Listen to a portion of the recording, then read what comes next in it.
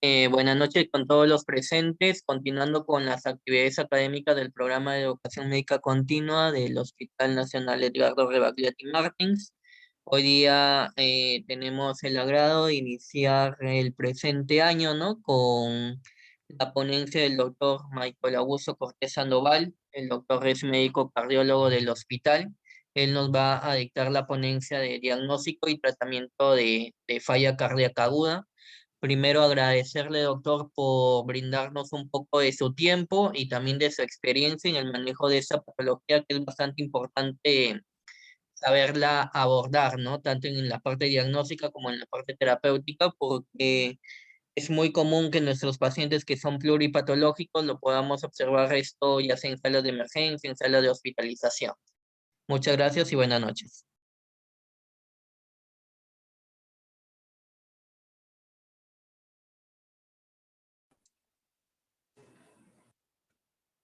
Buenas noches con todos. Un gusto dictar esta clase. Gracias por la invitación, Vences. La falla cardíaca aguda es un amplio aspecto de la parte de la cardiología. Eminentemente todos los pacientes que tienen un problema cardiológico, ya sea valvular, estructural como las congénitas, ya sea por la propia alteración de la relajación del corazón o por una compresión extrínseca, van a llevar a una falla cardíaca aguda. Es decir, la falla cardíaca aguda es, como para el internista, la fiebre. Es decir, tiene un aspecto bien amplio, donde embarca un gran sinnúmero de patologías. En recordar la falla cardíaca, que es un problema eminentemente de salud pública, afecta al 2% de la población adulta. Y como conocemos, la falla cardíaca tiene un ascenso, es decir, con el pasar de los años, esta prevalencia es mucho mayor. Por ejemplo, la prevalencia usual entre 20 y 39 años es 0.2 a 0.4% de la población que tiene falla cardíaca. Sin embargo, al pasar el tiempo, por ejemplo, en pacientes mayores de 80 años, ya podemos ver un aumento de la población que tiene hasta un 11.5% de la población femenina tiene falla cardíaca por encima de los 80 años y un 8.6% de la población en masculinos tiene falla cardíaca. Así que es una patología propia que va aumentando con la edad. La falla cardíaca en sí es una línea de tiempo porque la gran mayoría de pacientes empiezan con tener riesgos cardiovasculares que empiezan a alterar la parte estructural y la parte hemodinámica del corazón, llevando a la falla cardíaca. Y esta falla cardíaca lo que va a ocasionar es reingresos hospitalarios continuamente, llegar hasta una falla cardíaca avanzada, que es lo peor que puede pasarle a un paciente en falla cardíaca, debido a que las dianas terapéuticas son muy pocas y la sobrevida es mala.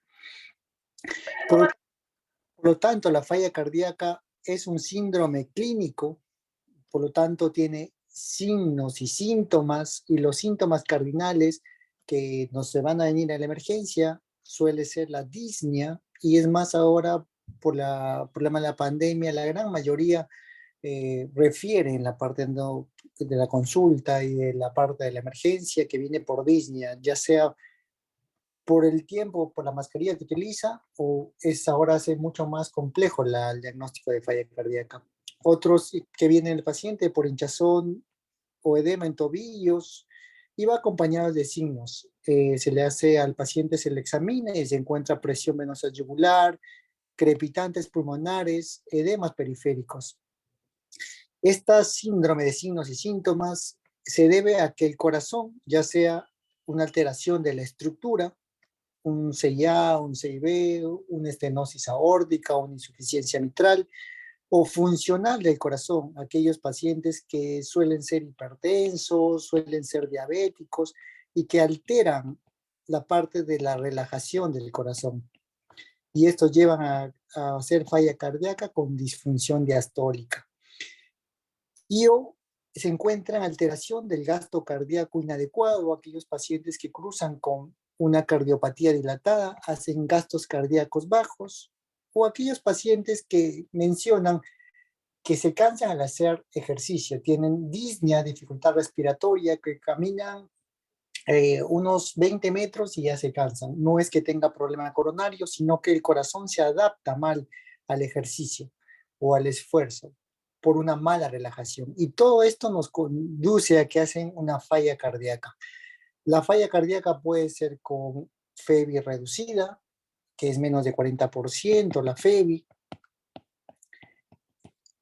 y la FEBI con levemente reducida, que es de 40-50%, y la FEBI conservada, que es mayor de 50%. Todos estos aspectos de la fracción de eyección pueden nos darte una falla cardíaca. Puede haber falla cardíaca con una buena función del corazón, con una buena fracción de eyección del corazón. Así que no toda falla cardíaca tiene que haber una fracción de eyección reducida. Así que la falla cardíaca aguda, lo que es el tema de hoy, es una aparición rápida de los signos y síntomas propios de la falla cardíaca, o ya conociendo a un paciente que tenga una falla cardíaca, reingresa a la parte de la emergencia con empeoramiento de los signos y síntomas de insuficiencia cardíaca. Paciente que ya tenía diagnóstico, un infarto previo, que fue revascularizado tardíamente, queda con una fracción baja, 35%, y usualmente una clase funcional 2. Pero ve que la última semana ya no puede dar ni 10 pasos porque se cansa, ya no puede totalmente dormir en decúbito dorsal, le falta el aire, tiene ortopnia. Entonces ese paciente que empeora sus signos y síntomas de insuficiencia cardíaca, denominamos falla cardíaca aguda. Tiene tanto clínica de acuerdo a qué parte o qué estructura del corazón, ya sea una cardiopatía izquierda o derecha. No siempre se va a ver a un paciente que tenga disnea, ortomia, disnea nocturna paroxística, crepitantes, porque tenemos las fallas cardíacas derechas. Esto usualmente cruza con toda la clínica derecha, ingurgitación yugular, cruza con hepatomegalia, ascitis, distensión abdominal, aumento de peso. Puede que se trate de un tromboembolismo pulmonar, puede que se trate de una hipertensión pulmonar primaria que puede cruzar con falla cardíaca eminentemente derecha. Los síntomas y signos que viene el paciente a una emergencia, viene por sobrecarga de volumen, que es disnea, y cuando vemos en la parte del examen los signos, escuchamos los crépitos y una radiografía, por supuesto, de fusión pleural. Evidenciamos también al examen físico, edema periférico, ascitis, se le eleva el paciente, encontramos que tiene un tercer ruido cardíaco, puede que de acuerdo a la patología es que se encuentre acentuado un segundo ruido cardíaco o un soplo cardíaco. Hay aquellos pacientes que vienen con la clínica de falla cardíaca aguda por hipoperfusión. Están hipoperfundidos, el corazón no logra dar una buena irrigación a la parte del organismo, por lo cual tiene las extremidades frías, aquellos pacientes ya con una falla cardíaca avanzada, aquellos que cruza con hipotensión, que viene con presiones bajitas, y además de eso, el paciente nos menciona que se cansa mucho, algunos dicen que encuentran una alteración del sensorio, todo como causa de una hipoperfusión tisular.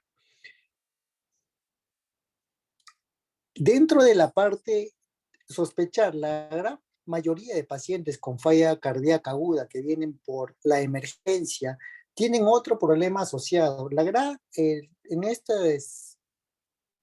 revisión se vio que eminentemente la gran mayoría de pacientes, y nos podemos ver aquí en todas las historias médicas que tienen estos pacientes, de un 60 a un 70% de los pacientes son hipertensos. La otra factor que se encuentra asociado a los pacientes con falla cardíaca aguda durante la parte del ingreso hospitalario viene a ser el problema de una enfermedad coronaria, hasta un 50%. Al igual que otros factores muy comunes como la diabetes, aquellos pacientes que tienen ya un problema de insuficiencia renal crónica, y recordar que la falla cardíaca no solo tiene que ser una fracción de eyección menos del 30% para determinarlo, sino que se ha visto que aquellos pacientes que vienen con falla cardíaca, hasta un 50% de los pacientes que vienen por falla cardíaca aguda, tienen una fracción de eyección preservada. Preservada, indicado como una FEBI mayor de 50%. Así que hay que quitarse de la cabeza que todo paciente con falla cardíaca aguda siempre tiene que tener una fracción de eyección reducida. Lo importante de la falla cardíaca aguda es darle un tratamiento óptimo. ¿Por qué? Porque los pacientes, al no dar un tratamiento óptimo, lo que no se suele pasar en la parte de la hospitalización, en la emergencia queremos dar de alta lo más rápido posible, damos de alta al paciente con falla cardíaca, aún con edema, con sobrepeso, con volumen que no se ha eliminado correctamente, y el problema es que va a ingresar a rehospitalizarse. Según los estudios, hacen EVER, RELAX, han visto que tienen rehospitalizaciones de un 6, un 12, un 9%, aproximadamente un 10%, uno de cada 10 pacientes que ingresó por falla cardíaca aguda, está regresando al siguiente mes. Y luego que la mortalidad es también alta, no es despreciable. A los 6 y a los 12 meses, aproximadamente la mortalidad viene a ser de 10 hasta un 30%. Uno de cada 10, de 3 pacientes fallece al año de estos pacientes que ya han ingresado como una falla cardíaca aguda. Y los otros registros, tanto canadienses, estadounidenses, italianos o de Japón, igual mencionan la parte de rehospitalización que es alta y la parte de la mortalidad que usualmente de acuerdo al registro se puede ver hasta mortalidades de un 20% a los 6 meses. Así que lo importante que vamos hoy día a tratar es cómo mandar a un paciente de alta con falla cardíaca que ingresa aguda para que evitar esto de las rehospitalizaciones y aumentar la mortalidad. La mortalidad es alta, lo que queremos evitar es este círculo vicioso, que el paciente salga de alta y nuevamente regrese al próximo tiempo, al mes nuevamente. El 70% que ingresa por falla cardíaca aguda es que ya tiene un problema cardíaco de base. Es decir, ya conocemos que este paciente tiene un problema cardíaco, ya tiene insuficiencia cardíaca. Así que se nos va a hacer mucho más fácil reconocer a estos pacientes porque decir, sí, doctor, yo alguna vez hice dificultad respiratoria, me encontraron líquido en el pulmón, ya me han dado bisoprolol o enalapril y mucho más. Ya sabemos que este paciente que viene con DINES, probablemente una falla cardíaca aguda, descompensada propio de ya un paciente que tiene insuficiencia cardíaca crónica. El 15 al 20% son los complicados que viene de ICC de novo, que se tiene que hacerse el diagnóstico, que es mucho más complejo, y otros pacientes que vienen en shock, que es menos del 3%, y en hipotensión. Los aspectos que pueden venir los pacientes de la falla cardíaca aguda, puede que sea un paciente con un corazón normal, tiene ya un problema estructural cardíaco o ya es una falla cardíaca. No se olviden que esto es del mayor número de pacientes, 70%. Cualquier desencadenante o gatillante que pueda alterarle al paciente que ya tiene, sea un corazón normal o ya tiene un problema estructural o una falla cardíaca crónica, lo va a desencadenar. Puede que el paciente ya tenga una falla cardíaca crónica, que es hipertensión, hace presiones muy elevadas por varios tiempos, ha estado mal controlado y nuevamente ingresa por falla cardíaca. Puede que el paciente remodele el corazón, haga una disfunción diastólica, crezca la aurícula, ingrese por una FA, por una arritmia. la arritmia descompensa muy fácilmente a un corazón que ya tiene una fracción de eyección baja. Aquellos pacientes ya que tienen problema cardíaco y además ya tienen un problema renal, comprometido la parte renal, es decir, dejan de miccionar más de una semana, 2 semanas y se aumenta el volumen y por lo cual se encharcan los pacientes y vienen por falla cardíaca. Aquellos pacientes que no se adhieren a la medicación, se les había dado una medicación durante la hospitalización, se perdieron lamentablemente los pacientes y no continúan la medicación y nuevamente están reingresando. Cualquiera de estos desencadenantes ocasiona que el paciente reingrese. Podemos tener, por tanto, el problema miocárdico, por la disfunción diastólica, por una injuria de los miocitos. Disfunción miocárdica puede ser una miocarditis, que ahora que postvacunal, que se está viendo casos. Regurgitaciones mitrales por una estenosis mitral, por ejemplo, en pacientes que ya tienen un compromiso, una fiebre reumática que les ha dejado dañada la válvula mitral, o taquiarritmias. Puede que pacientes que tienen ya un problema estructural vengan por una taquicardia ventricular que los descompensa muy rápido. Aquellos que tienen problema renal, aquellos que hacen problemas vasculares, por ejemplo, lo más característico es aquellos que hacen crisis hipertensivas. Si nos hace una falla cardíaca, una emergencia hipertensiva. O problemas ya neurohormonales. Y todo esto nos lleva a que el paciente, ya sea de un corazón normal, ya una alteración, una falla cardíaca, nos ingrese a la parte de la emergencia. Los desencadenantes más comunes es que no lleva una buena medicación o tenga una infección sobreagregada. Puede haber pacientes que ingresan por una alteración del ritmo del corazón, por bradicardias. También lleva por frecuencias muy bajitas, pueden descompensar y hacer fallas cardíacas agudas. Aquellos que tienen problemas pulmonares, las embolias pulmonares también nos hacen que el corazón derecho falle y nos llevan hasta un shock cardiogénico debido a una falla cardíaca derecha. Aquellos desencadenantes, cualquier desencadenante que nos pueda dar la parte de la descompensación de una falla cardíaca aguda. Todo paciente que ingresa a la parte hospitalaria siempre se tiene que hacer una buena historia clínica para tratar de discernir exactamente de qué paciente estamos tratando. Si es un paciente que viene únicamente con disnea, eminentemente es muy diferente de un paciente que viene con una angina, o muy diferente de aquel paciente que ha venido de viaje únicamente para sus controles oncológicos, por ejemplo, y de la nada, por la mañana, 2 horas, 3 horas después de bajar del autobús, empieza a cruzar con disnea. Todo este contexto hay que verlo, la parte de la historia del paciente es muy importante, no consiste en pedir radiografía, troponinas, ProNP o lo que tenemos en el hospital y mandar a la parte del cardiólogo, sino tener una situación clínica en que está viniendo. De acuerdo a que nosotros estamos pensando de qué se trataría, vamos a pedir exámenes auxiliares. Dentro de los exámenes auxiliares podemos pedir electrocardiograma, que es lo basal, ni bien ingrese el paciente. Si tiene un electrocardiograma normal, tiene un alto valor predictivo negativo. Si es normal, un electro normal, es muy probable que hasta un 90% no tenga ningún problema cardíaco.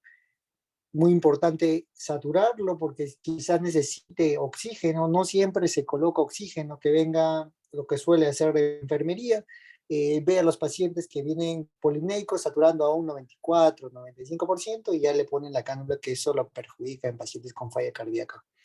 Una radiografía de pulmón, importante. Ahora ha avanzado la parte del diagnóstico, se puede utilizar ultrasonografía pulmonar y otras especificaciones de acuerdo a lo que estemos pensando. Dentro de la parte,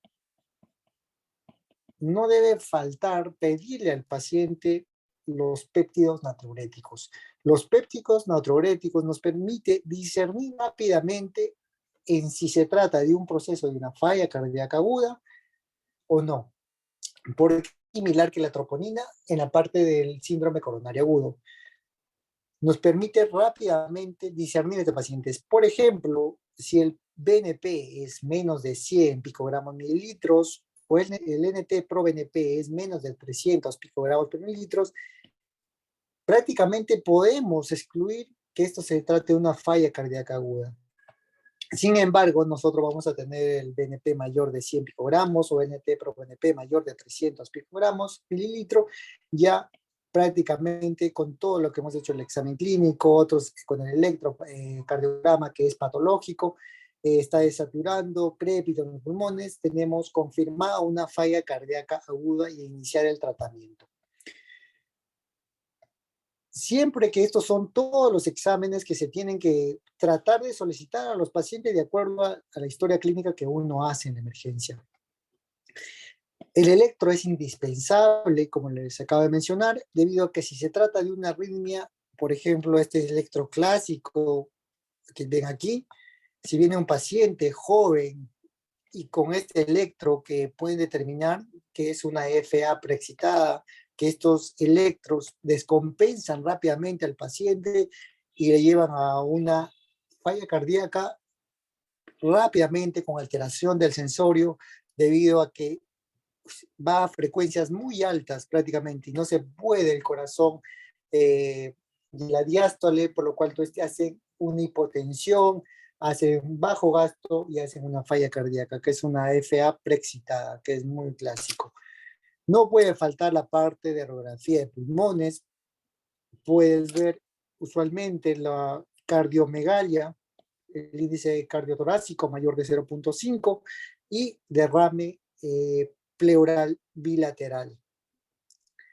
Ahora la parte de la la ecografía pulmonar, puedes ver las líneas B, rápidamente se puede ver y ya puede hacer discernir rápidamente un diagnóstico.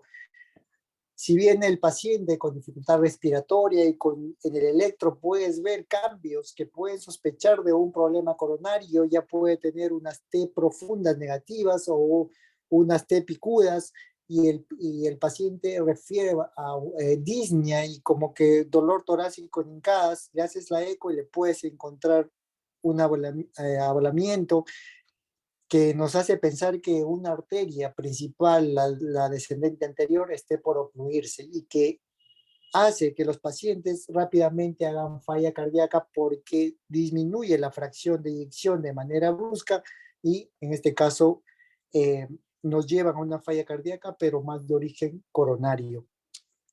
Y los péptidos, importante, los péptidos dentro de la solicitud de la parte de ingreso a todo paciente, porque con esto nos permite determinar si es o no es una falla cardíaca debido a que tienen también un alto valor predictivo negativo al ser negativos estos péptidos. No olvidar que los péptidos natriuréticos van a variar de acuerdo a la edad. A mayor edad el corte es mucho más alto. Si el paciente viene con dificultad respiratoria de manera brusca, viene en shock con hemotisis, eminentemente no ha de faltar el dímero D. O hay otros importantes, la procalcitonina. Si el paciente viene con dificultad respiratoria y una procalcitonina mayor de 0.2, muy probable que esto se trate de un proceso infeccioso. Todo esto que pueden ver puede solicitarse de acuerdo al contexto clínico del paciente por lo que ingresa a emergencia. Este año, bueno, el año que pasó,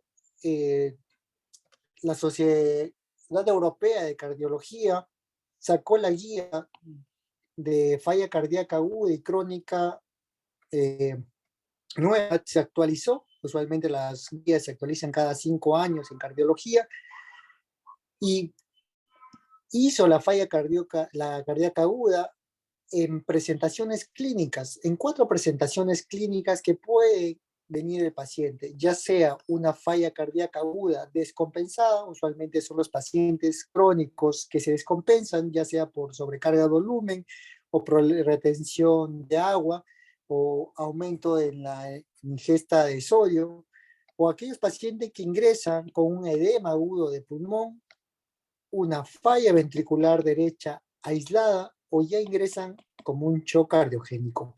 Así que estas son las nuevas presentaciones que nos da la parte de la guía del 2021 acerca de cómo vamos a tratar la falla cardíaca aguda. De acuerdo al tipo de estas 4 presentaciones que tiene la falla cardíaca aguda, ya sea aguda descompensada, hace un algoritmo diagnóstico y tratamiento, igual que de edema agudo de pulmón, falla cardíaca ventricular derecha aislada y el shock cardiogénico. Cada uno de este tipo de presentación nos va a dar un tipo de tratamiento algoritmo según la guía del 2021.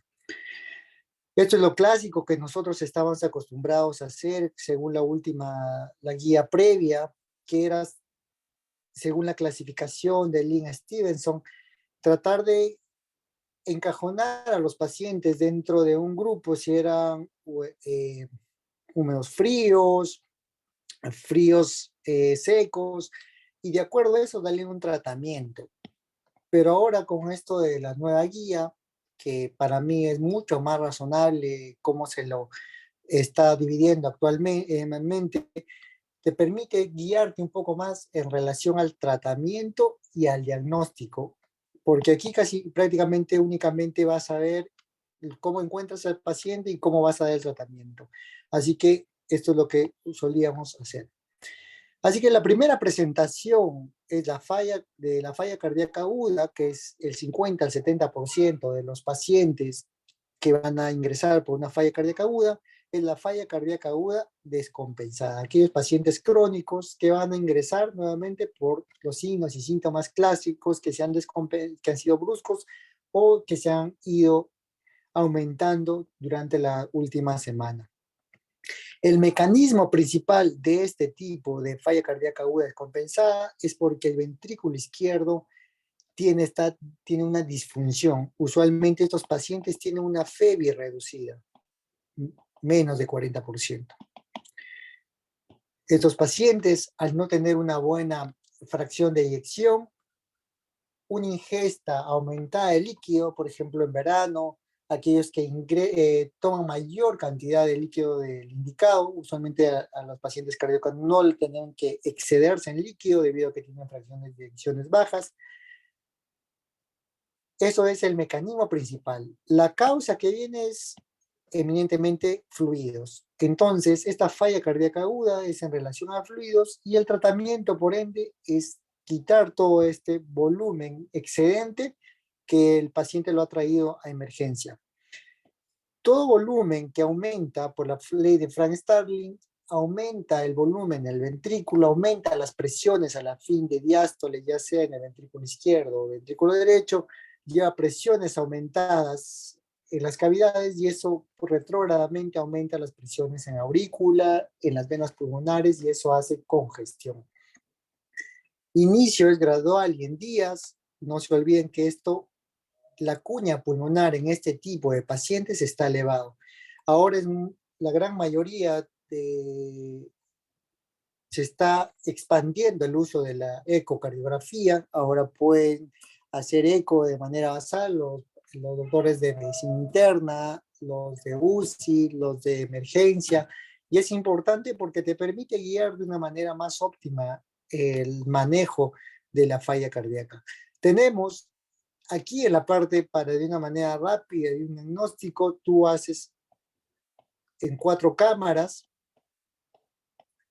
y vas a colocar el pulsado a nivel de la válvula mitral y te va a dibujar esta onda, que son la onda E, llenado rápido, usualmente llenado del ventrículo izquierdo, tiene 3 fases, el llenado rápido, la diastasis y la contracción auricular. La E es el llenado rápido, la diastasis no se registra y la contracción auricular. Esta E se mide el llenado en centímetros cuadrados, por ejemplo, que tenga 120 centímetros por segundo. Y luego se hace la parte de la relajación, una medida tisular, medimos la onda E, que si esto mide 5, por ejemplo, centímetros por segundo, haces esta relación que es el E, que solemos colocarlo en la parte de los informes de ecocardiografía para tener una forma lógica del tratamiento de estos pacientes para determinar a mayor presión de cuña, mayor descompensado, mayor clase funcional va a tener el paciente.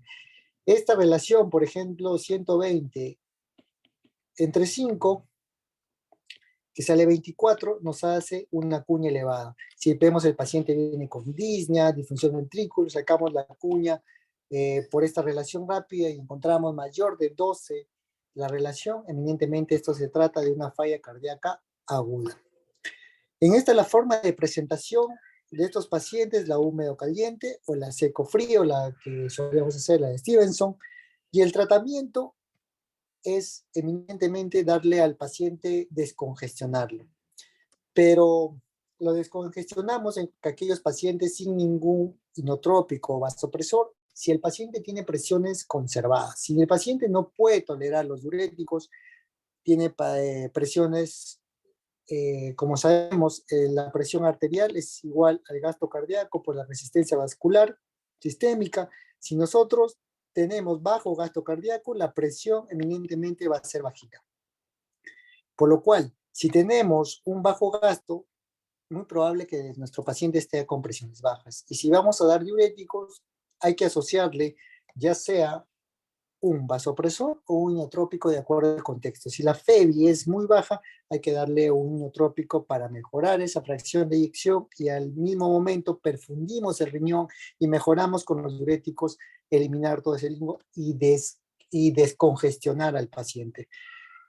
Hay momentos en que el paciente está anúrico, viene por la emergencia, doctor, no he miccionado casi 24 horas, y en estos pacientes iniciamos diuréticos y los diuréticos prácticamente no nos funcionan, nos hace resistencia y viene la terapia de reemplazo renal, vienen la parte de nefrología que tiene que ultrafiltrar, retirar todo ese volumen extra que está descompensando a nuestro paciente ya cardíaco crónico, que es esta forma de presentación. Así que esta es la forma más frecuente de falla cardíaca aguda descompensada, que es del 50 al 70%.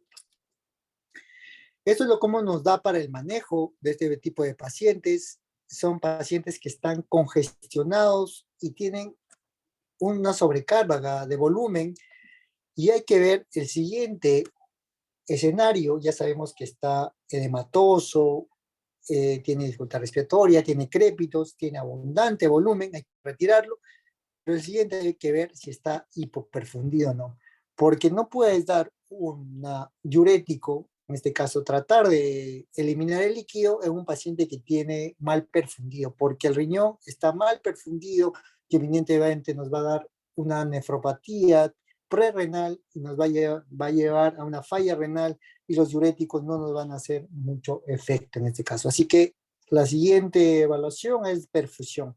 Si la perfusión es buena, tiene una buena presión, hay que darles los diuréticos. Los diuréticos de ASA, los mejores diuréticos, furosemida, ver la congestión, si está mejorada. Si está mejorada la congestión, hay que tratar de reiniciarle la terapia médica óptima. En estos pacientes, si tienen menos de 40% de fracción de eyección, hay que tratar de reingresarle todo el medicamento que nos aumentan la sobrevida y disminuyen las hospitalizaciones, porque si no reiniciamos durante la hospitalización, vamos a ver más adelante que estos pacientes, ténganlo por seguro que pronto van a volver a reingresar a la emergencia por una falla cardíaca aguda. Si el paciente aún no ha mejorado la parte de la congestión, puede que forme resistencia a los diuréticos, hay forma de dar los diuréticos y puede que asociarse la furosemida a otro de primera elección, las tiazidas, para que mejorar la parte de la diuresis. Y así, como voy a enseñar más adelante, la forma de manejo de los diuréticos, si no llegamos a hacerlo miccionar lo óptimo porque necesitamos botar todo el volumen que tiene este paciente en exceso, inicia el reemplazo de terapia renal. Si el paciente está hipoperfundido, no se olviden que iniciar diuréticos con inotrópicos. No iniciar solo diuréticos porque el efecto va a ser pobre y el paciente va a ir mal eminentemente por lo que va a subir el lactato, está mal perfundido y vamos a ver un mal tratamiento. Y de acuerdo a eso, entonces no se olviden dos cosas en este tipo de sobrecarga de volumen: si está perfundido. Si está bien perfundido, únicamente diuréticos; no está bien perfundido, hay que asociarlo a inotrópicos. El otro tipo de presentación es el edema agudo de pulmón. El edema agudo de pulmón es el incremento en la postcarga. Es lo clásico de aquellos pacientes que vienen con crisis hipertensiva. Recordar que la parte del corazón, acá tenemos la aurícula izquierda, el ventrículo izquierdo, aquí tenemos la aorta. Todo lo que el ventrículo izquierdo tiene que vencer a las resistencias que le pone la aorta y los grandes vasos. Si las presiones son muy altas, como 220 milímetros de mercurio, 240 que venga el paciente, la sistólica, el corazón tiene que vencer esa presión. Por lo tanto, las presiones en el ventrículo izquierdo tiene que haber una diferencia de gradiente. La sangre va a ir siempre de una cavidad de mayor presión a una cavidad de menor presión. Entonces, las presiones en el ventrículo izquierdo tienen que ser mayores de la presión sistémica. Si tiene mayor de 220, va a tener 240 o 250 el ventrículo izquierdo. Son presiones muy altas, que usualmente las presiones en sístole no pasan de 120 milímetros. Por lo cual, aumento de presiones aquí en la parte del ventrículo izquierdo, estas presiones aumentadas aquí van a permitir que en diástole forman una sola cavidad, y por lo cual las presiones de la aurícula van a ser las mismas que del ventrículo, porque en diástole solo forman una sola cavidad. Y si las presiones son muy altas en el ventrículo, eminentemente las presiones en la aurícula van a ser altas. ¿Qué es lo que qué es lo que va a suceder en las venas pulmonares, que son las de aquí? Es que van a llegar la parte de la sangre de los pulmones. Aquí va a haber igual presiones elevadas. Y estas presiones elevadas en las venas pulmonares va a ocasionar eminentemente la congestión. Así que el principal mecanismo por qué se forma edema agudo de pulmón es por incremento de la postcarga, disfunción diastólica. Esto es lo clásico de los pacientes que tienen alteración de la relajación, pacientes hipertensos, diabéticos, que tienen alteración de la disfunción diastólica. Se contrae muy bien, tienen FEBI de 60%, 70%, y se relajan mal, pero tienen este problema diastólico, y por esto mismo aumento de presión en la aurícula y en las venas pulmonares hace edema de pulmón. Este caso es similar a aquellos pacientes que tienen cardiopatías restrictivas, tienen una disfunción diastólica, un problema de relajación tipo 3, y que hace que se relaje mal, y por lo cual hacen falla cardíaca con una FEBI conservada. Enfermedades valvulares de la misma forma,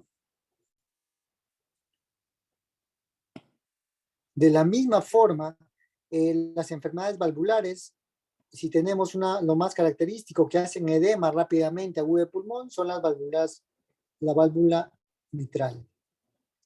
Al tener una válvula mitral, que es, por ejemplo, en la fiebre reumática, que tienen esa boca de pez, la válvula no va a permitir un correcto paso de volumen de la aurícula izquierda al ventrículo izquierdo, por lo cual las presiones en la aurícula izquierda van a estar aumentadas, y esto va igual de la misma forma en las venas pulmonares.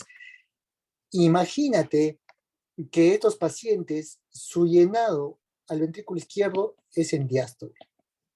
La diástole se acorta cuando nosotros aumentamos la frecuencia cardíaca. Por lo tanto, estos pacientes que suelen hacer FA vienen con una frecuencia entre 130, algunos 150, se descompensan rápidamente porque esa etapa de la diástole no le permite llenado. Si hay menos volumen en el ventrículo, el gasto cardíaco es fracción de eyección por número de latidos. Si esta fracción de eyección va a ser mucho menor porque se llena mucho menor el ventrículo izquierdo, estos pacientes van a hacer edema del pulmón y también puede hacer un shock cardiogénico de manera rápida. Así que un clásico también de estos pacientes, hay que pensar que hacen edema de pulmón, tenemos las crisis hipertensivas, las disfunciones diastólicas y un problema en la válvula, en este caso mitral. Hacen síntomas, todo edema de pulmón hace un problema respiratorio, se ve en la radiografía eminentemente las de mariposa. Esto es muy rápido, el edema de pulmón usualmente se instaura rápido. Igual la cuña va a estar elevada, lo que les expliqué hace un momento. El gasto cardíaco puede ser normal o bajo. La presión puede ser alto o normal. Alto pensando que es una crisis hipertensiva, por ejemplo. Y la presentación son húmedos calientes, es decir, tienen una buena presión y además están congestionados, porque les da la característica húmedo, y lo que están calientes que tienen una buena presión. Así que estos pacientes eminentemente son los mucho más rápidos para tratar porque tienen buena presión y tienen abundante líquido. Lo único que se hace es diuréticos porque van a tolerar por una buena presión y vasodilatadores. En ese caso utilizamos la nitroglicerina como uno de los principales vasodilatadores venosos y un poco menos la parte arterial, y nos va a ayudar en la parte de tratar de estos pacientes con falla cardíaca en el contexto de un edema agudo de pulmón como falla cardíaca aguda. Este edema agudo de pulmón siempre hay que determinar la parte de demanda de oxígeno. Todo paciente que viene con edema agudo de pulmón tiene que tener tres cosas: la parte de oxígeno, la parte de diuréticos y la parte de vasodilatadores. El oxígeno se le puede colocar usualmente a presión positiva, que es el CPAP, que permite aumentar la presión a nivel de los alvéolos y eso tratar de evitar ese aumento de presiones que hay en las venas pulmonares y tratar de disminuir la congestión. Pueden ir algunos que, por ejemplo, en los mitrales rápidamente se descompensan, que pueden ir hasta un soporte ventilatorio, pueden ir a ventilador. Recordar este corte, que pacientes que tienen una presión sistólica mayor de 110 en edema de agudo de pulmón, hay que darle diuréticos y vasodilatadores, porque con toda, sabemos que van a responder bien y que no vamos a tener problemas con la presión. Pero si tenemos presiones mucho más bajas, como que 100 o 90 milímetros de mercurio en la sistólica, y le queremos implantar diuréticos y vasodilatadores, es muy probable que estos pacientes se nos descompensen, porque le vamos a ir a una hipoperfusión, porque vamos a bajar más el gasto cardíaco y vamos a ir a que se perfunda mal. Así que el otro también hay que buscar signos de hiperperfusión. Si están mal hiperfundidos, de la misma forma, de acuerdo al contexto que estemos tratando, se puede instalar neotrópicos o vasopresores. Si el paciente ya se ha descongestionado, hay que dar un tratamiento médico óptimo. Si el paciente era un paciente hipertenso mal controlado, hay que darle un buen tratamiento de hipertensión arterial. Si el paciente ha cruzado ya con insuficiencia renal anúrico, tiene que ingresar a la parte de diálisis para que pueda no evitar estas sobrecargas y descompensarlo. Si tiene un problema mitral, en la válvula mitral, si es un problema mitral, eminentemente hay que evaluar si es una estenosis mitral severa, menos de 1.5 centímetros cuadrados en el área. Hay que ver si puede ir a la parte de una valvuloplastía, que es la indicación principal en una mitral, salvo que tenga un score elevado, que lo solemos medir en la ecocardiografía, va a ir a cirugía. Entonces, todo paciente que ingresa por edema agudo de pulmón, hay que darle terapia médica óptima de acuerdo al contexto en el cual nos encontremos. Este es un paciente para un caso clínico, varón de 58 años. Dentro de los factores de riesgos cardiovasculares es hipertenso, obeso y otro antecedente tiene gastritis crónica. El motivo de ingreso es una angina típica que le dura más de 20 minutos, sudoración profusa, taquicárdico. Ingresa con una presión 110/60, una frecuencia respiratoria de 90. Sin embargo, ya al examen le encuentran crépitos bilaterales. ¿Qué es lo que tendrían que hacer si ya tiene crépitos bilaterales, ya tiene este dolor torácico, y tienen este electro? ¿Alguna idea tienen? Si alguien quiere participar.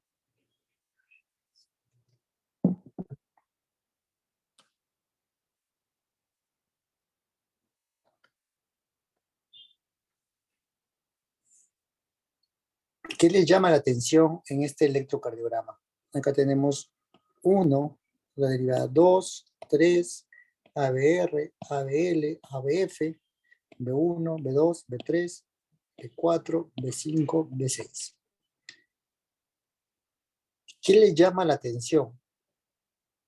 Eminentemente, este es un paciente que viene con angina. Todo paciente que viene con angina típica, que tiene 3 características de angina típica, que sea a reposo, que sea el estrés, que sea característico, dolor retropresivo, que se vaya a mandíbula o a brazo izquierdo y que calme con el reposo o con nitratos. Esa es una angina típica y que dure mayor de 20 minutos. Esto se trata evidentemente de un síndrome coronario. Pero está en un síndrome coronario en el contexto que está haciendo falla cardíaca. Tiene crépitos bilaterales.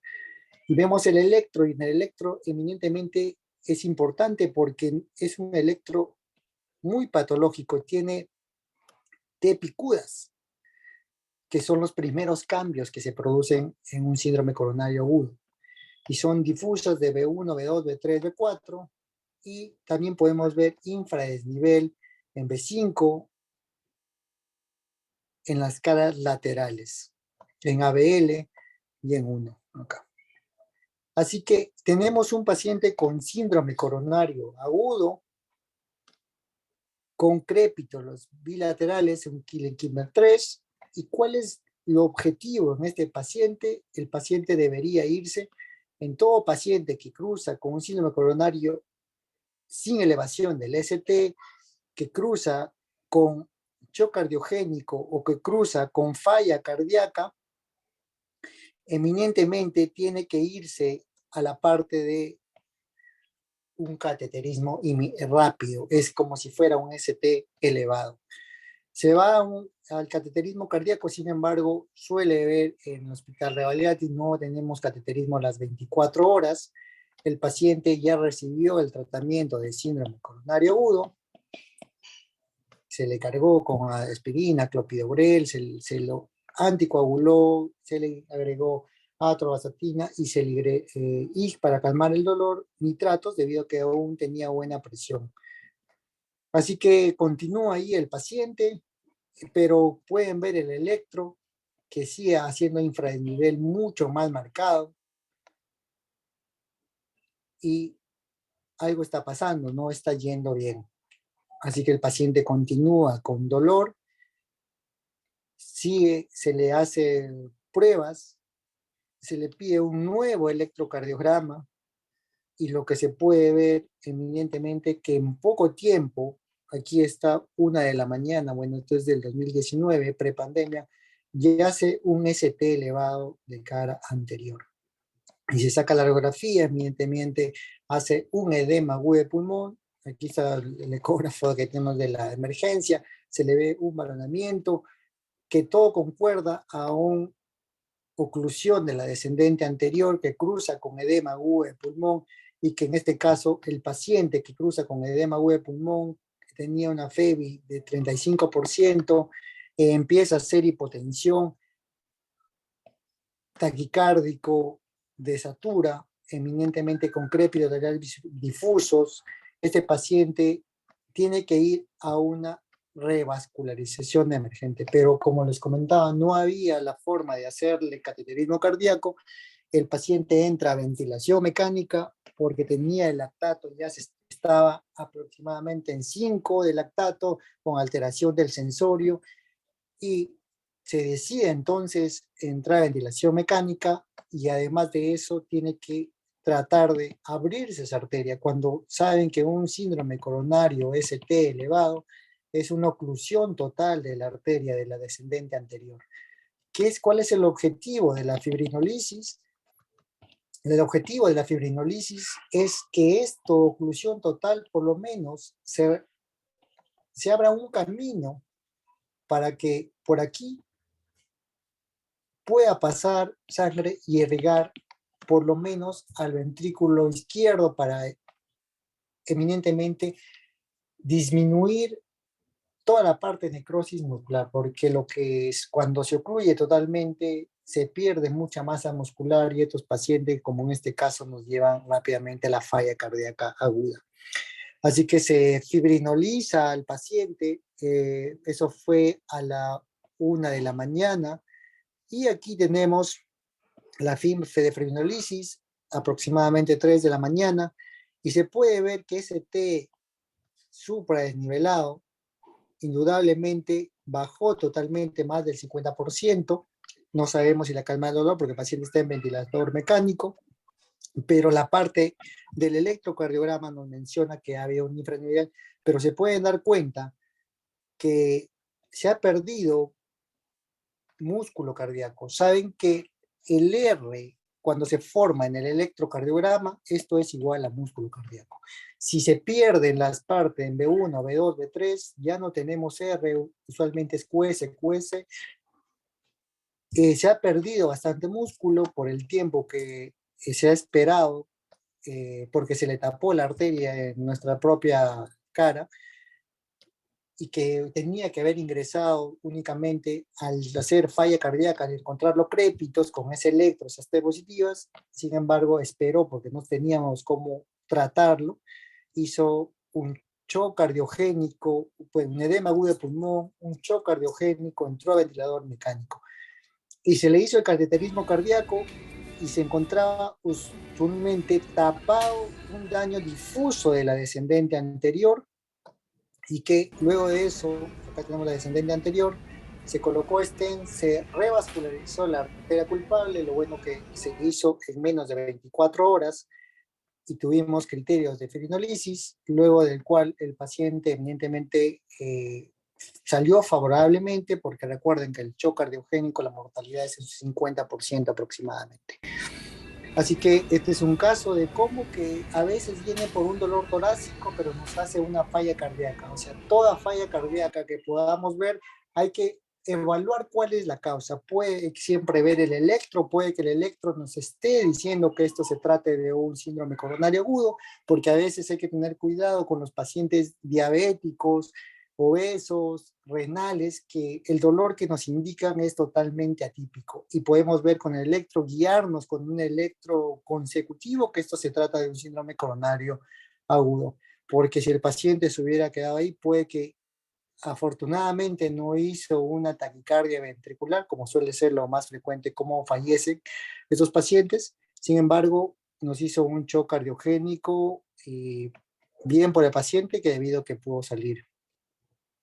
Así que otro tipo de presentación clínica es la falla ventricular derecha aislada. Aislada porque únicamente hay disfunción del ventrículo derecho, una hipertensión pulmonar precapilar, estos son los que tienen hipertensión pulmonar, presión venosa central incrementada, lo más característico, su ingurgitación yugular, su reflujo hepato-yugular positivos, tienen hipoperfusión sistémica. ¿Por qué? Porque todo lo que se encuentra en el ventrículo derecho va a ir al ventrículo izquierdo. Si falla el ventrículo derecho, no va a bombear toda la sangre que está del ventrículo derecho, no va a ir a las arterias pulmonares, no va a regresar a la aurícula izquierda, al ventrículo izquierdo, por lo tanto va a ser bajo gasto. Entonces, toda falla del derecho nos puede llevar una falla del izquierdo. Así que si falla, tenemos bajo gasto cardíaco, por causa eminentemente del ventrículo derecho, nos va a llevar a una hipoperfusión sistémica. El inicio es gradual, mucho más lento, o puede que sea de manera súbita, por ejemplo, un tromboembolismo pulmonar. Igual la presión de cuña pulmonar que se puede sacar también en la parte derecha cuando es mayor de 9, el gasto cardíaco bajo, estos cruzan con presión arterial sistémica bajo. ¿Por qué? Porque la fracción y el gasto cardíaco del ventrículo izquierdo va a bajar, la presión, ya como vuelvo a repetir, es igual a gasto cardíaco por resistencia. Baja el gasto cardíaco, baja la presión. Presentaciones son húmedo frío, seco frío. El tratamiento son los diuréticos para disminuir la parte derecha.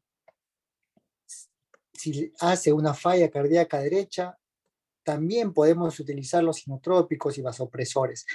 Aquí, usualmente, acá entra a tallar muy bien el levosimendan en la parte derecha, nos ayuda bastante para mejorar la bomba cardíaca derecha y poder mejorar toda la clínica del paciente.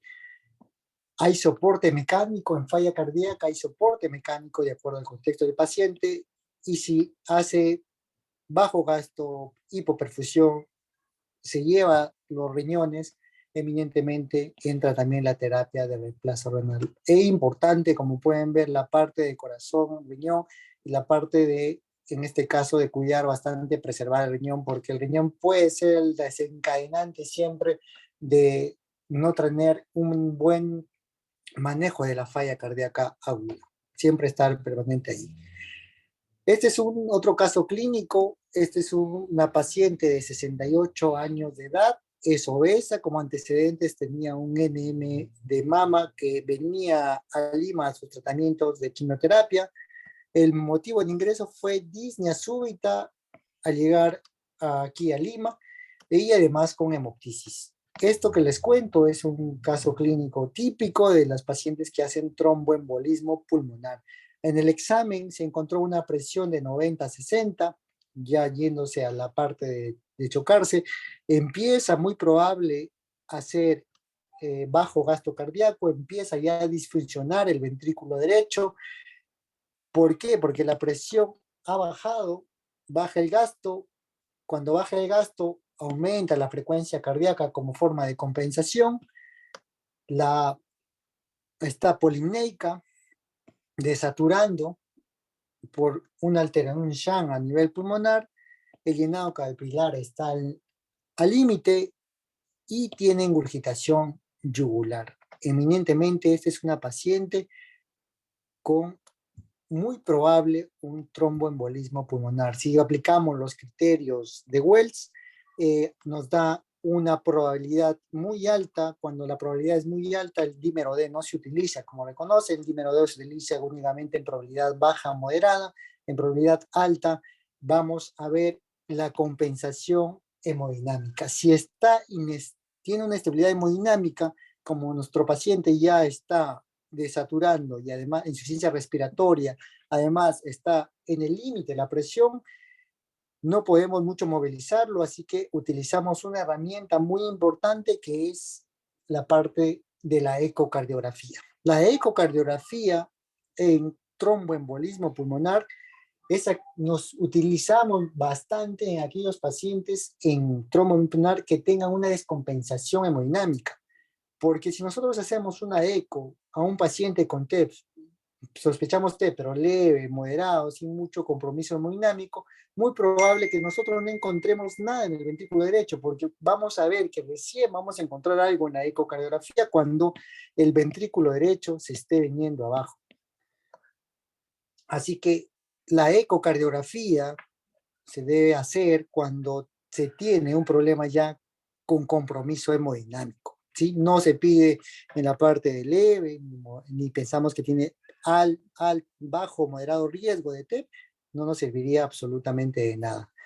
Así que si el paciente no se puede movilizar, la eco aquí viene a tallar, pero si podemos todavía movilizarlo, el angioten es importante porque nos hace el diagnóstico certero de este problema, y vamos a ver que en este caso ya el paciente está con oxígeno, con presiones al límites, con ya mal llenado capilar, estaba haciendo bajo gasto cardíaco. Se le aplica diferentes tipos de scores y vemos que en la parte de la ecocardiografía para evaluar un ventrículo derecho hay diferentes formas, vemos la vena cava. ¿Por qué? Porque les voy a explicar aquí. Acá tenemos la aurícula derecha, la vena cava superior,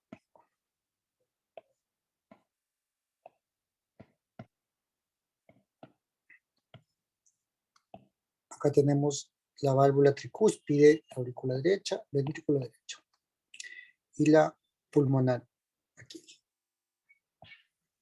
Muy bien.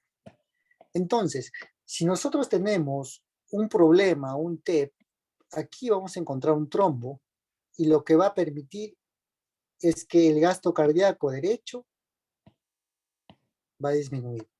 Llega el punto que el ventrículo derecho va a caer, por lo cual el TAPSE o la onda S o la CAF van a caer.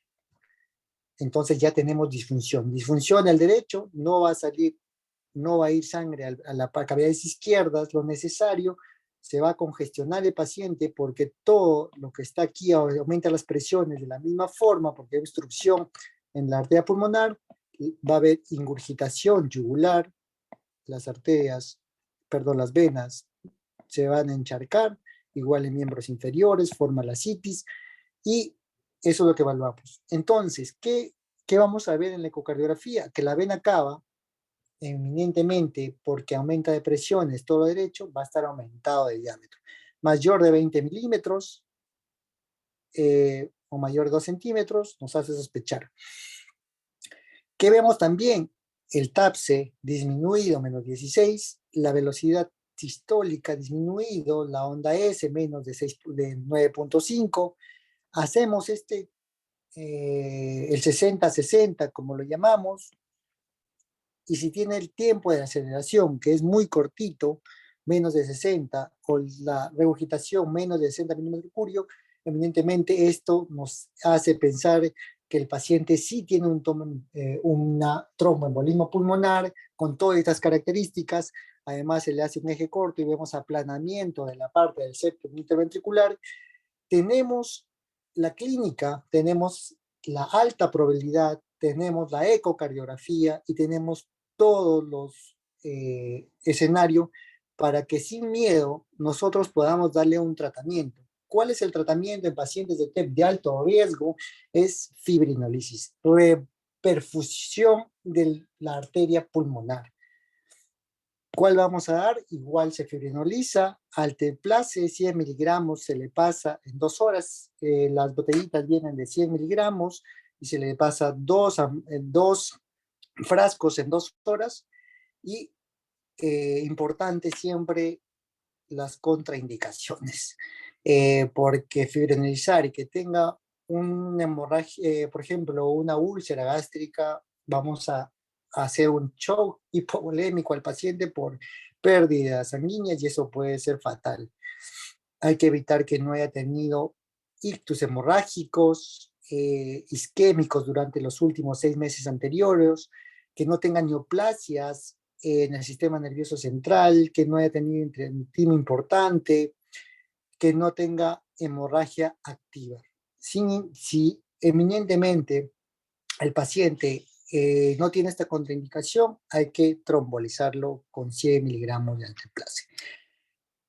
Pero el paciente si ya está haciendo un shock por bajo gasto derecho, hay que iniciar volumen, porque al aumentar por la ley de Frank-Starling, aumentas el volumen y puedes mejorar.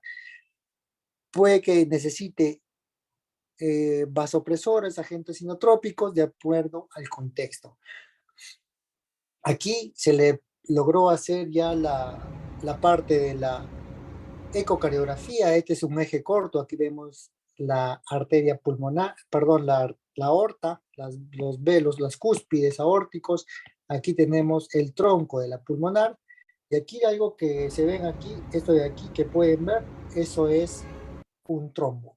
En todo la pulmonar, que ocluye ambas ramas de la pulmonar y que esto es lo que había descompensado a la paciente hasta un punto de descompensación hemodinámica que se tuvo que fibrinolizar. Así que este es otro tipo de contexto, cómo vienen los pacientes por falla cardíaca derecha, con dificultación yugular, ascitis, bajo gasto cardíaco, pero de causa, en este caso, tromboembolismo pulmonar. Puse este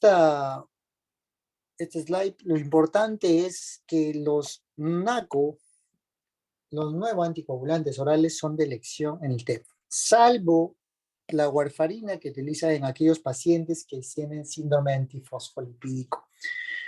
Se puede utilizar dabigatran, apixaban, rivaroxaban. No se olviden que el dabigatran siempre no se puede utilizar directamente, tiene que darle heparina de bajo peso molecular de 5 a 7 días y luego ya le puedes dar 150 miligramos cada 12 horas. Apixaban le puedes dar 10 miligramos, usualmente es el doble la dosis. Apixaban se da 5 miligramos cada 12 en FA, pero en TEP se le aumenta la dosis por los 7 primeros días, es 10 miligramos cada 12 horas y luego le continúa 7 miligramos cada 12 horas. No se olviden esto, el apixaban es 10, el doble de dosis la primera semana. Y el rivaroxaban, 15 miligramos cada 12 horas por 21 días y luego 20 miligramos al día. Así que no se olviden que los nuevos anticoagulantes orales son de primera elección en TEP. Este es en relación al síndrome coronario agudo. Pacientes también pueden venir con dolor torácico, pero hace un infarto aislado, un síndrome coronario del ventrículo derecho. ¿Cuál es el electro clásico de un paciente que sospechar que tiene una falla cardíaca ventricular por una mala contracción del ventrículo derecho, por lo que tiene un infarto del miocardio del ventrículo derecho aislado? Es que se puede ver en el electro en cara inferior el ST elevado, pueden ver aquí, 2, 3 ABF, y en B1, M2 y B3, infradesnivel, y podemos utilizar derivadas de Medrano, que son otras que utilizamos en B3, B4, BR5 y podemos saber su prednivel. Estos pacientes que vienen con dolor torácico opresivo, con una angina típica y ves en el electro este patrón y ves bajo gasto, sin congestión, porque hace falla cardíaca derecha, no lo olviden, no hace izquierda. Si es izquierda, van a ver edema de pulmón, crepitantes, pero en este caso hace derecha.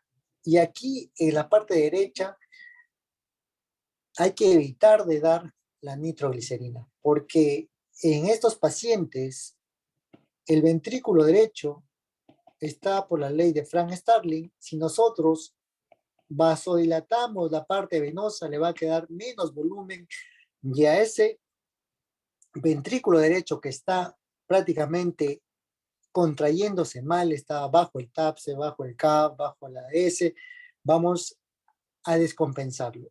Y te preguntas, en algunos dan nitroglicerina para todo y eminentemente vamos a llevar a un shock a un paciente que tiene un síndrome coronario que ha comprometido el ventrículo derecho y que estamos descompensando. Todo paciente con este electro es cateterismo, indudablemente, o fibrinolisis. Todo paciente derecho, si es embolismo pulmonar, como hemos visto, tratamiento específico.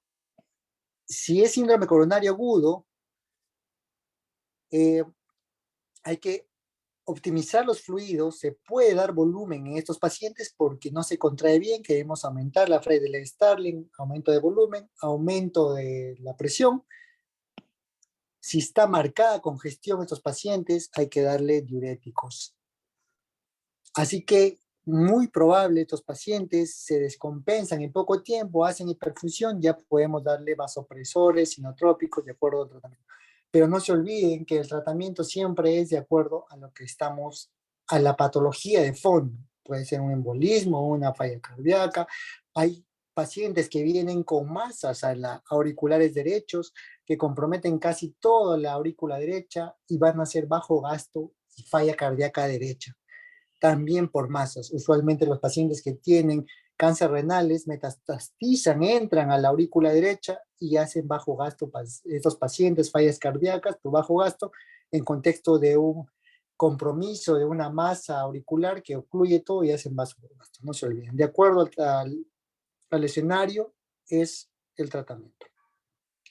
Y el último es la falla cardíaca aguda que viene con shock cardiogénico. El shock cardiogénico es por defunción severa del ventrículo izquierdo, hipoperfusión sistémica, es rápido, igual las cuñas son elevadas, el shock por ende tiene que tener bajo gasto y presión baja. Usualmente son mal perfundidos y están congestionados, son húmedos. Todo shock, inotrópicos, vasopresores, de acuerdo al contexto, soporte mecánico puede darse, si es un shock cardiogénico que se puede dar por una miocarditis o se puede dar por un paciente que ha tenido una rotura cardíaca posinfarto, de acuerdo al contexto se va a hacer el tratamiento. No se olviden las definiciones, hay mucho tipo de definición de shock cardiogénico de acuerdo al estudio. Tenemos al estudio del Culprit-Shock, de acuerdo al Shock 2 Trial, de acuerdo al tipo podemos hacer, pero lo característico del shock cardiogénico como diagnóstico es que tiene presión menos, la sistólica menos de 90 milímetros de mercurio, y que tiene que tener una amina para mantener más de 30 minutos, una presión mayor de 90, asociado a que tenga congestión, no puede haber un shock cardiogénico sin congestión, y que además esté asociado a un daño de órgano. ¿Cuál? Puede que esté con alteración de sensorio, extremidades frías, un bajo gasto urinario y el lactato. Paciente que ya está teniendo un compromiso periférico, una mala perfusión, el lactato se va a aumentar. Por encima de 2 es el corte para determinar como criterio la parte de un shock cardiogénico. Estas drogas se pueden utilizar de acuerdo a qué queremos aumentar, si queremos aumentar solo gasto cardíaco, si queremos aumentar gasto cardíaco, disminuir la resistencia, todos de acuerdo al contexto en que queremos ver. Así que el shock cardiogénico, de acuerdo hay que ver cuál es el escenario, si es un síndrome coronario agudo, todo síndrome coronario agudo, ya sea ST elevado, un ST no elevado, tiene que ir a PCI. No se olviden. Todo paciente que se descompensa por síndrome coronario agudo, ya no sea ST elevado, tiene que ir a cateterismo cardíaco. O fibrinolisis si no le encontramos cateterismo cardíaco. Muy bien. Así que eso es el manejo de la falla cardíaca. Tenemos que buscar todo este tipo de patologías, si es coronario, si es hipertensión, si se trata de una arritmia, tiene una causa mecánica, un volumen pulmonar, puede ser una infección, las endocarditis pueden producir falla cardíaca aguda, comprometen la válvula mitral, la insuficiencia mitral severa, nos hace un edema agudo de pulmón rápido, o taponamiento miocárdico también nos puede hacer. Hay que buscar siempre la etiología. Todo paciente que hace con falla cardíaca, el inicio de la fase prehospitalaria siempre hay que brindarle oxígeno. Siempre cuando está la frecuencia por encima de 25 y satura menos de 90, hay que iniciarle ventilación mecánica no invasiva. Lo que sí, la parte siempre recordar que sola se coloca oxígeno si tiene una saturación menos de 90 y una presión parcial menos de 60, es decir, que está en insuficiencia respiratoria aguda. No hay que colocarle al paciente que no esté en insuficiencia respiratoria aguda porque el oxígeno produce hiperoxia, induce vasoconstricción periférica, y si hay vasoconstricción periférica va a aumentar la resistencia vascular periférica y va por multiplicarse por el gasto, la presión arterial va a disminuir también, reduce el gasto cardíaco.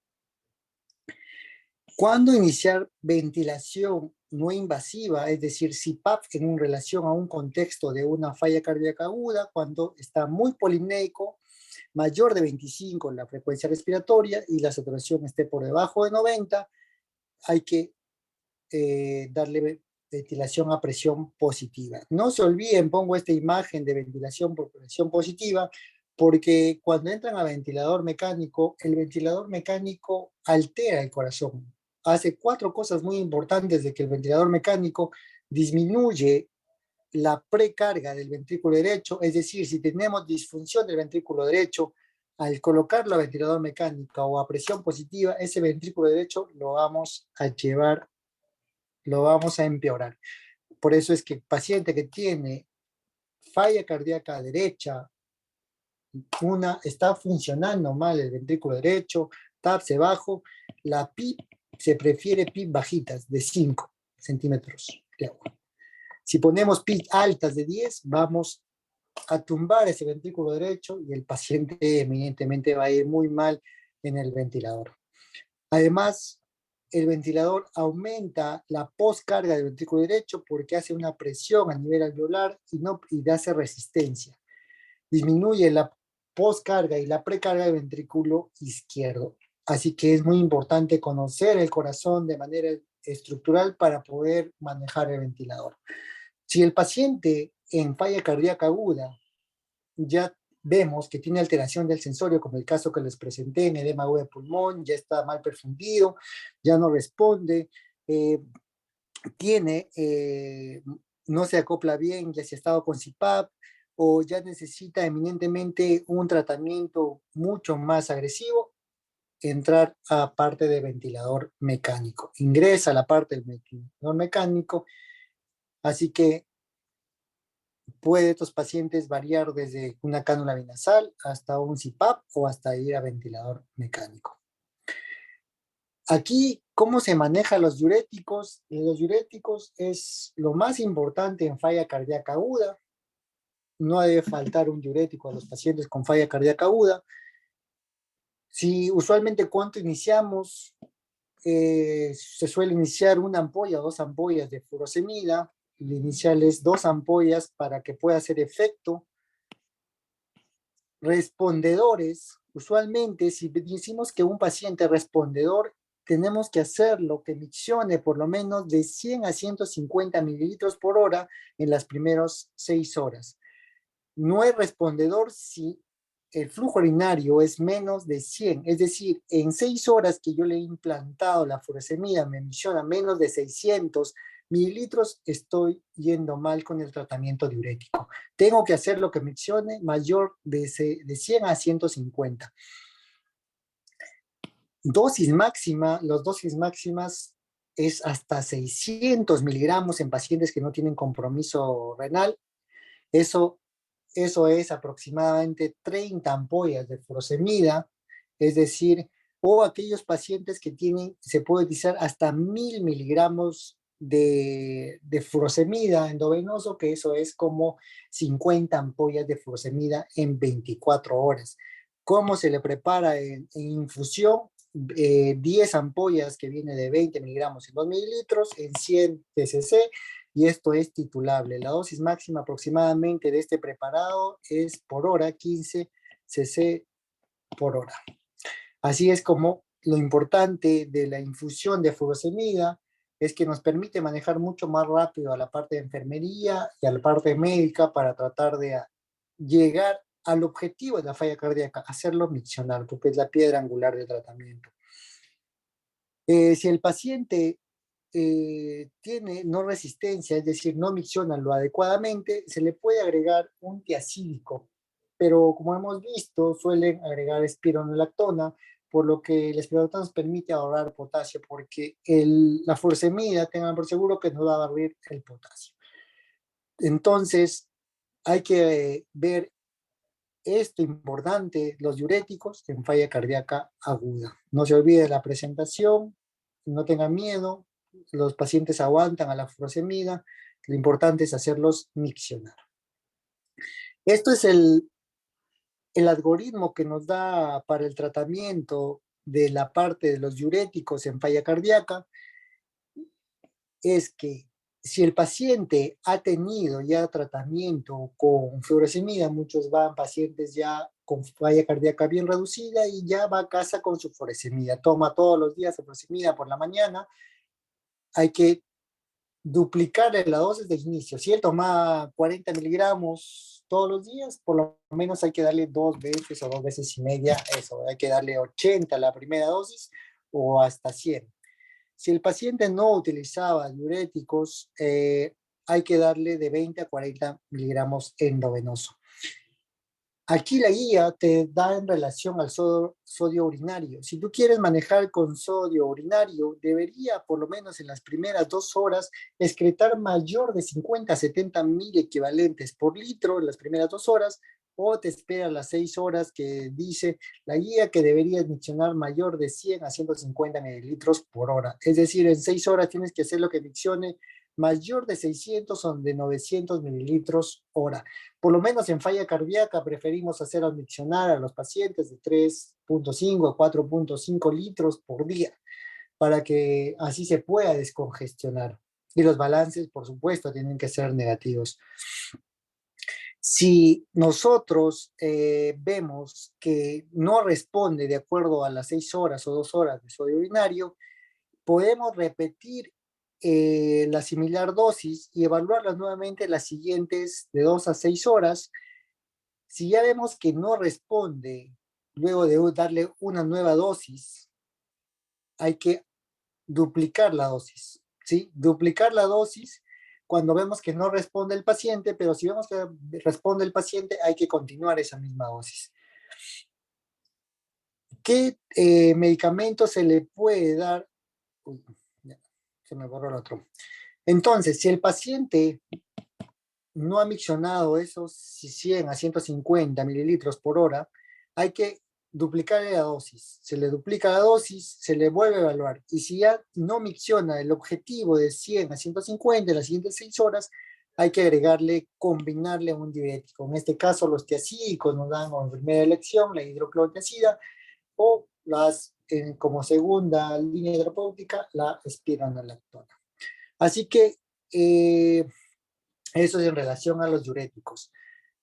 Los vasodilatadores siempre hay que darles por encima de presiones de mayor de 110 milímetros de mercurio para no tener ninguna complicación. Importante porque reduce el retorno venoso, mejora la congestión, baja la poscarga, incrementa el volumen stroke. Los vasodilatadores, en este caso nitroglicerina. ¿Cómo se prepara? Pones 2 ampollas de nitroglicerina en dextrosa, igual, prefiero ponerlo en 100, lo menos volumen y darle al paciente y lo puedes pasar titular. La dosis máxima, 200 microgramos minuto o hasta que haga hipotensión o le duele la cabeza. Usualmente a veces lo que más refieren es dolor de cabeza. Los inotrópicos, de acuerdo, todo inotrópico se inicia con bajo gasto e hipotensión y pobre perfusión, lactato elevado. No se olviden, eso es cuando iniciarlo. Si el paciente ya está utilizando beta bloqueantes, hay que darle levosimendan o inhibidores de fosfodiesterasa porque no intervienen con el tratamiento, porque si recibe beta bloqueantes, bloquean los receptores betas y el levosimendan actúa de manera diferente, su mecanismo inotrópico a ese nivel de los canales de calcio. La dioxina todavía la utilizamos en falla cardíaca, sobre todo aquellos pacientes con FA, falla cardíaca y tienen frecuencia mayor de 110, lo utilizamos en la forma de bolos, que es el atlantócido. Todo paciente que tiene falla cardíaca, no se olviden que tiene que tener profilaxis antitrombótica. A veces los dejan sin profilaxis y luego de eso hacen TEP. Los opiáceos que no se deben dar de manera rutinaria únicamente cuando hay mucha ansiedad, el paciente está muy político, muy ansioso o tiene un dolor severo. No hay que darlos de rutina los opiáceos en falla cardíaca. Y soporte mecánico, de acuerdo al contexto, no se debe colocar balón de contrapulsación en todo shock cardiogénico. porque se ha visto que no mejora la sobrevida, es igual lo mismo y de acuerdo al contexto, si queremos un soporte ventricular izquierdo o derecho, de acuerdo a la patología que estemos tratando. Todo paciente al alta, para terminar, todo paciente al alta tiene que irse de una manera estable. No podemos mandar a un paciente al alta con edemas en miembros inferiores o todavía saturando en 90, 91, no, ya le doy furosemida y que la casa siga miccionando. No, hay que dar a lo mejor posible, aliviar la congestión, que es lo más importante en la falla cardíaca aguda. El segundo objetivo de aliviar la congestión es tratar las comorbilidades. Si el paciente está anémico, puede que hay que optimizar la hemoglobina. Si el paciente tiene problema renal, hay que tratar de optimizar ese problema renal. Si el paciente tiene un problema en la válvula, tratar de dar tratamiento a esa válvula. Si el paciente es un paciente renal que ha hecho derrame pericárdico, hay que tratar de dializarlo hasta que prácticamente se quite todo ese volumen de derrame pericárdico. Si el paciente tiene derrame pleural bilateral, hay que drenarlo si es que se necesita rápido al paciente mejorarlo, no podemos mandarlo con derrame pleural a un paciente a la casa, así que tratar la comorbilidad para que el paciente se vaya lo más óptimo. Y iniciar el tratamiento de terapia médica óptima. Estos medicamentos en pacientes con FEBI reducida deberían iniciarse intrahospitalariamente. Ya se ha visto que todos estos medicamentos, los ARNIs, la empagliflozina, los beta bloqueantes, los antagonistas corticoides, y los deberían iniciarse dentro de la parte hospitalaria, no esperar la parte de consultorio externo porque se les va a perder los pacientes y vamos a perder a los pacientes y vamos a verlo nuevamente reingresar. Y van a reingresar con mucho mayor comorbilidades. Así que es importante en la parte de evitar la rehospitalización en falla cardíaca, porque a mayor rehospitalizaciones, como podemos ver, ya sea una, dos, tres, cuatro hospitalizaciones, la mortalidad en relación a rehospitalizaciones va a ser mucho mayor si estas relaciones al año son mucho más. La mortalidad eh, y la sobrevida va a ser muy corta en estos pacientes que vamos a dar una mala alta. El CGLT2, la empagliflozina, no se olviden, ya está aprobado en el PIUS, en el estudio en PIUS que hizo en falla cardíaca en pacientes con falla cardíaca aguda, vio muy beneficio en relación a dar un tratamiento, iniciarlo en la parte hospitalaria, evitando reingresos. Como sabemos, los CGLT2 tienen muchas dianas terapéuticas, tanto efecto cardíaco, efecto metabólico, efecto renal, y recuerden dos medicamentos que nos permiten proteger el riñón, que son los CGLT2, epagliflozina y además el sacubitril valsartán. Muy importante este estudio de CGLT2, que hay que darlos, cuándo darlos a estos pacientes, cuando por lo menos está utilizando dosis de furosemida 40 miligramos, que tiene elevado el ProBNP, y cuándo iniciarlo luego de 24 horas de haber ingresado con falla cardíaca y al menos 5 días antes del alta y vamos a ver mejorías. ¿Qué nos vio darle empagliflozina a estos pacientes con falla cardíaca aguda? Disminuyó la mortalidad un ratio de 0.79. Así que iniciar la empagliflozina, el problema es el costo. Igual de la misma forma el sacubitril, valsartán, iniciarlos por sus efectos que tiene, eminentemente un paciente que tiene mayor péptidos natriuréticos, el NIHA va a ser mucho mayor, por lo tanto, el sacubitril valsartán nos permite disminuir los péptidos natriuréticos y mejorar el NIHA, así que aumenta la calidad de vida, disminuye las hospitalizaciones, nos aumenta sobrevida. Así que el beneficio, y esto es lo último, el beneficio de falla cardíaca con FEBE reducida, darle las 4 terapias óptimas, el CGLT2, los antagonistas de los mineralocorticoides, los beta bloqueantes y los ARNIs, importante porque evitan en los pacientes, pues permiten a los pacientes mayor de 55 años vivir 6.3 años más.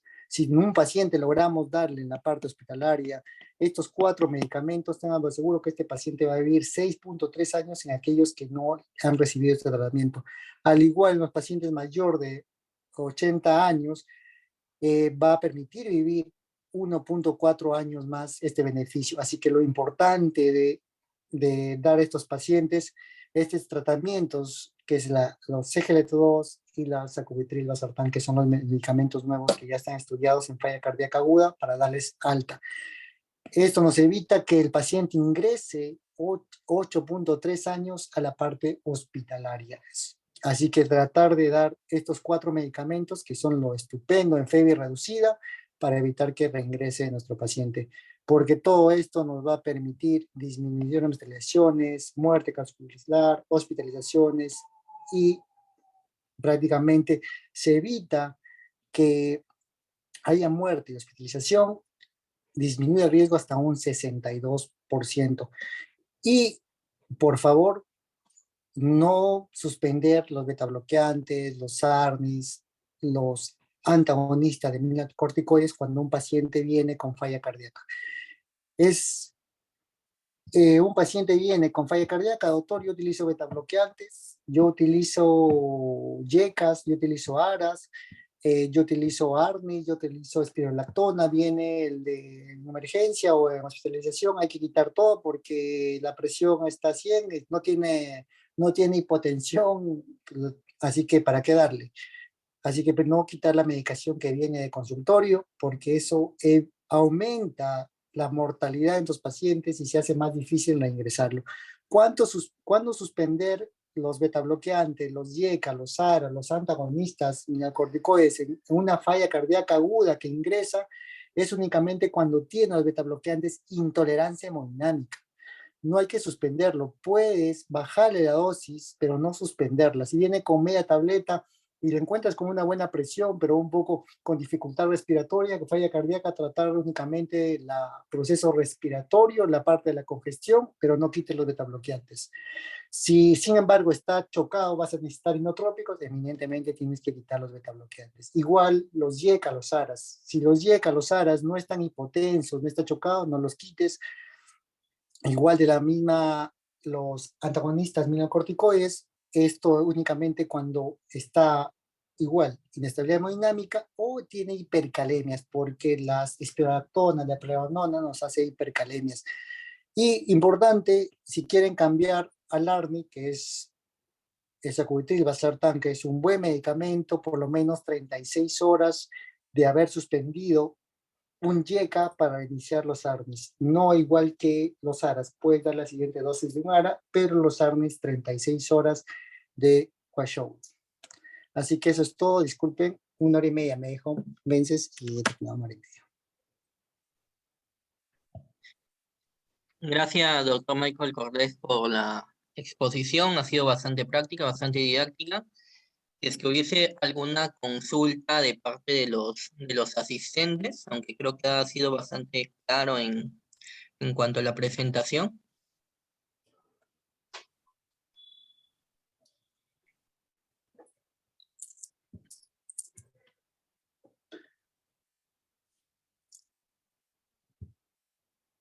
No, no hay consulta, doctor Michael Cortés. Una última, doctor, algunas recomendaciones finales para los médicos residentes que manejan esas patologías en emergencias, en salas de medicina interna, en salas de clínicas, acerca del manejo de falla cardíaca, como para ya cerrar ya la ponencia del día Eh, de hoy. bueno, la falla cardíaca prácticamente tiene muchas etiologías, así que hay que tratar de encontrar cuál es la etiología, pero de acuerdo a los escenarios hay que empezar a tratarlo. Si está hipoperfundido, hay que dar inotrópico; si está congestionada, hay que dejarle la parte de la congestión. No se olviden siempre del ProBNP, hay que sacar un ProBNP porque nos permite seguimiento al alta también. El ProBNP bajito al alta, muy probable se hospitalice menos y no suspendan la medicación, los betabloqueantes, los YECA, los ARAS, los ARNIs, que viene el paciente por emergencia, porque lo que hacen es aumentar la mortalidad. En vez de ayudarlo, creo que lo estamos matando al paciente si le quitamos los medicamentos en aquellos pacientes que son la gran mayoría que viene por falla cardíaca aguda, que son los FEBE reducidas. Así que cualquier cosa y opinión acerca del caso, bueno, ya les comparto las diapositivas para ahí para que le den una revisada. Hay muchos datitos más por ahí. Así que para que lo tengan. Listo, muchas gracias, doctor Michael Cortés, por su disposición. Agradecerle en la constancia de ponente, se le va a hacer alcanzar en los primeros días de febrero. Avisar también a los residentes que la próxima semana también va a haber ponencia, ¿no? Ya le estamos confirmando el tema asignado. Buenas noches con todos. Nos vemos, Vences, cuídate.